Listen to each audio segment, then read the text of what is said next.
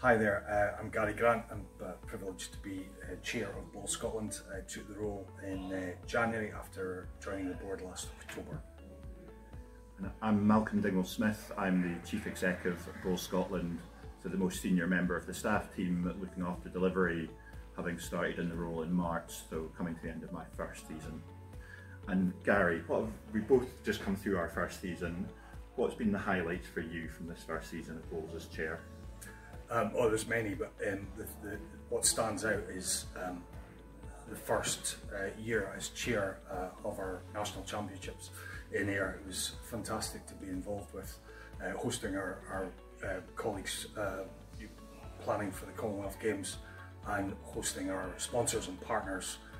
These are the things that really stand out. An amazing championships overall and continuing to build year on year. Fantastic, yeah. I've spent this year trying to get out and about as much as possible, meeting our clubs, our players, our volunteers, and just seeing all the great work that's going on, both that work that Bowl Scotland is directly involved in, but also everything the clubs are doing.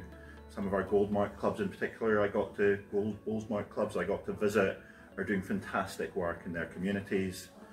There's a couple of other things that stood out for me, I think, were some of the competitions that we've added into the season for young players have been really, really fantastic. And the paras and disability, and the opportunities we're giving to people with disabilities to play bowls, and our para Scotland team just delivering some fantastic performances on the green this year. What for you have been some of the challenges in your first year in the role? You and I both coming into role were very, very aware that we are a membership organisation. Bowl Scotland exists to support the clubs and the memberships, but also the many organisations, associations, groups, and at national and international level that we're part of. And you and I have been in lockstep and wanting to be as engaging and as transparent and as open as we can be. So, being accessible, being available, takes a lot of time and energy. And I appreciate all the support of the staff in doing so.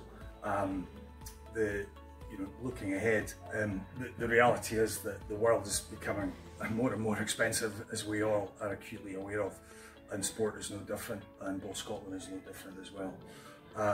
We have some amazing opportunities, some terrific foundations on which to build on, but we need to make some difficult choices to make sure that the foundations are strong and we continue to build on all the positive opportunities that exist for the sport. Yeah, I think I'd agree with all of that, and throughout the season just little operational challenges obviously come up all the time, and we respond to those and we deal with those. One example that links into what you're talking about is the lease at Northfield is coming to an end this year for our National Centre for Bowls. We're working really hard with South Ayrshire Council to secure the future of the National Centre.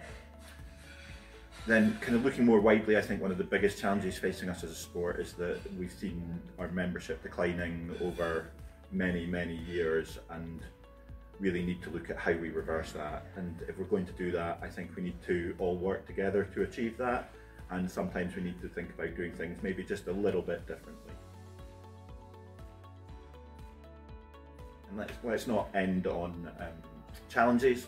Let's look ahead, and what excites you when you look ahead to 2026? There are many things to look forward to, but a couple of things obviously stand out. Commonwealth Games back in Scotland, in Glasgow in 2026. We've had to work, the team have had to work really hard to ensure that bowls remains one of the selected sports. What a great opportunity to put the sport on a global platform. Multiple days of live sport, the build up to thereafter our nationals as well. Hopefully, if the team continues to perform at the level that we expect them to, and they have done in the past, then there will be more medals to celebrate. From a board perspective, we made the decision next year that we will review and refine the strategy going forward. And again, the commitment as part of that process is to engage with our membership and the bodies and the organisations that are part of our great sport. Fantastic. Yeah, there's so much to look forward to as we look ahead to next year.